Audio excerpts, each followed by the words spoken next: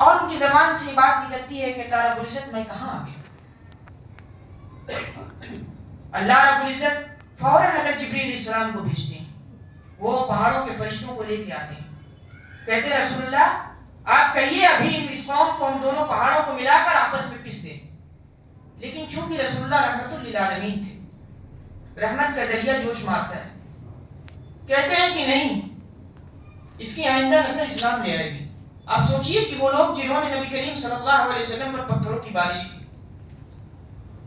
آپ کے پیچھے نوجوان لڑکوں کو ایسے ہی چھوڑا تاکہ وہ آپ صلی اللہ علیہ وسلم کو تکلیفیں دیں, لیکن دعا کرتے ہیں اللہ کے نبی صلی اللہ علیہ وسلم.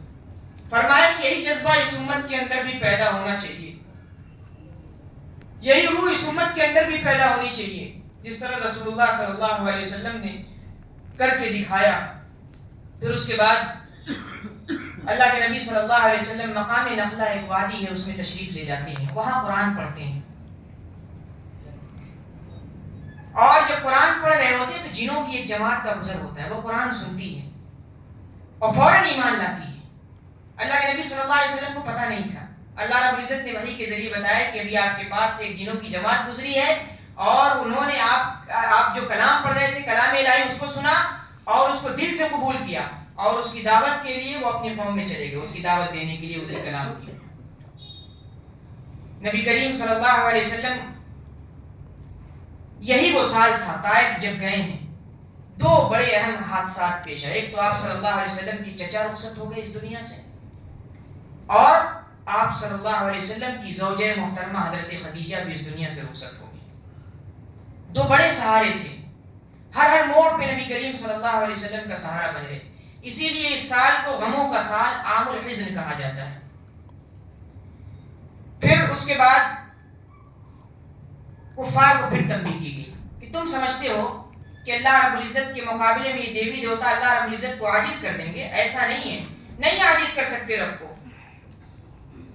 نہیں تھکا سکتے اس کو, نہیں اس کو شکست دے سکتے, کیونکہ وہ رب العالمین, وہ ان کے مقابلے, وہ اللہ رب العزت کے مقابلے میں یہ عاجز ہیں, یہ کمزور ہیں. تم لوگ سمجھتے ہو کہ رب العالمین کی طاقت کمزور ہے, ہرگز نہیں, بلکہ تمہارے دیوی دیوتا, تمہارے معبود کمزور ہے. رب العالمین کے سامنے ٹکنے کی حیثیت نہیں ہے.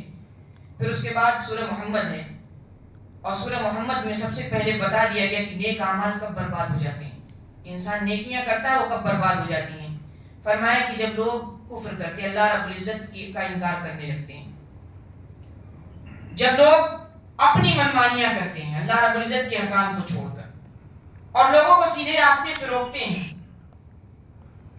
اور کلام الہی سے نفرت کرتے ہیں, قرآن مجید سے اور اللہ رب العزت کے احکام سے نفرت کرنے لگتے ہیں, اور اللہ کو ناراض کرنے کی ہر کوشش کرتے ہیں, اور اللہ کے نبی صلی اللہ علیہ وسلم کے فیصلے کو نہیں مانتے یہ لوگ, تو فرمایا کہ ایسے لوگوں کے اعمال اکارت ہو جائیں گے, برباد ہو جائیں گے, کوئی فائدہ نہیں. پھر مسلمانوں کو تسلی دی گئی کہ دیکھو اللہ رب العزت کی مدد کا یقین رکھو, مدد آئے گی, اللہ کے راستے میں قربانیاں دیتے رہو, بہترین بدلہ ہے تم لوگوں کے لیے, بہترین بدلہ. پھر فرمایا کہ قرآن مجید غور اور فکر کی دعوت دیتا ہے کہ آؤ اس خزانے سے جو موتیاں ہیں, جو جواہرات ہیں وہ حاصل کرو, جو زندگی ہے, جو روح ہے, اس روح کو لو, جو تمہارے اندر تڑپ ہے, جو پیاس ہے, اس پیاس کو اس قرآن سے بجھاؤ. فرمایا کہ جو لوگ قرآن نہیں پڑھتے, جو لوگ قرآن پر غور نہیں کرتے, ان کے دلوں پر تالے چڑھے ہوئے ہیں, اس وجہ سے وہ قرآن نہیں سمجھتے.